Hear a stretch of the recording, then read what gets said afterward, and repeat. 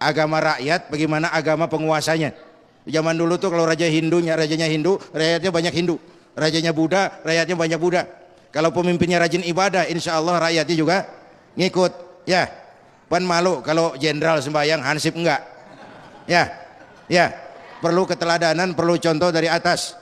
Tapi tetap dalam prinsip saling menghormati, saling menghargai.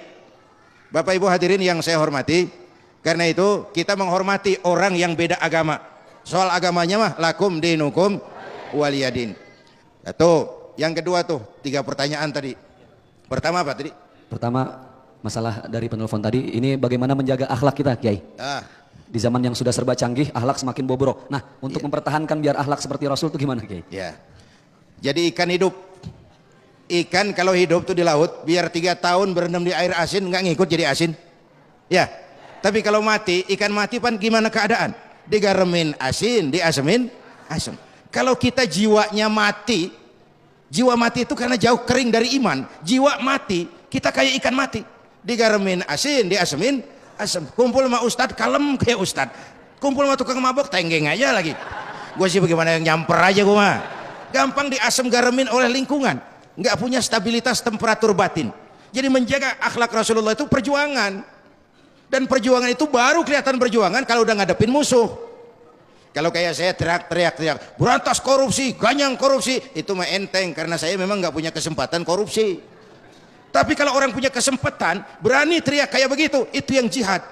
Perjuangannya makin tinggi nilainya kalau kita ngadepin musuh.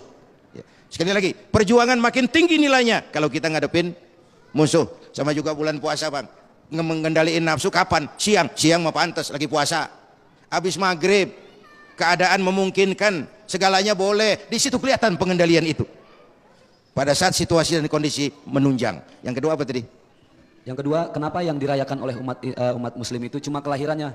Ya, kalau saya pikir memperingati kelahiran totalitas, memperingati seluruh kehidupan. Cuma redaksi saja. Yang kita peringati adalah totalitas kehidupan sejak lahirnya sampai beliau wafat. Karena di dalam seluruhnya terdapat uswatun hasanah. Jadi itu total yang kita peringati totalitas kehidupan beliau. Jadi walaupun tidak secara harfiah memperingati wafat beliau, sudah termasuk dalam totalitas kehidupan. Karena memperingati maulid kan bukan hanya memperingati pada saat beliau dilahirkan, tapi akhlaknya, perjuangannya, ibadahnya dalam konteks kekinian. Bagaimana kita menjadikan itu sebagai panutan? Tidak ada pemimpin yang demikian besar cintanya kepada umatnya seperti Rasulullah Shallallahu Alaihi Wasallam. Dari dunia sampai akhirat beliau cinta kita. Dari dunia sampai akhirat beliau bela kita. Pantas kalau pemimpin seperti ini kita cintai sepenuhnya. Ya bu, ya bu. Beliau cinta sekali kepada kita ini. Dari dunia sampai akhirat. Beliau bela kita dari dunia sampai akhirat. Udah Ustadz, saya udah cinta bener sama Nabi. Buktinya apa? Malam muludan? Boleh. Boleh, tapi ada yang lebih prinsip. Pertama, orang yang cinta pas biasanya banyak nyebutin. Man ahabba syai'an aktsara min dzikrihi. Orang yang cinta sesuatu pasti banyak nyebutin. Nih ibu nih asal lagi demen gelang, kok di pojokan gelang aja diomongin. Dia lagi demen. Dia lagi demen. Orang yang cinta banyak nyebutin. Kalau cinta kita kepada baginda Nabi, banyak nyebut beliau, banyak nyebut al-beliau, artinya banyak bersalawat kepada beliau. Satu. Yang kedua, orang cinta biasanya nyontoh. Ya, anak-anak kita nih yang lagi demen-demen begini, cari identitas. Apa yang dia demen itu yang dia contoh. Pulang nonton film silat, waduh mau jadi pendekar. Pulang nonton film India, kagak boleh lihat puhunan.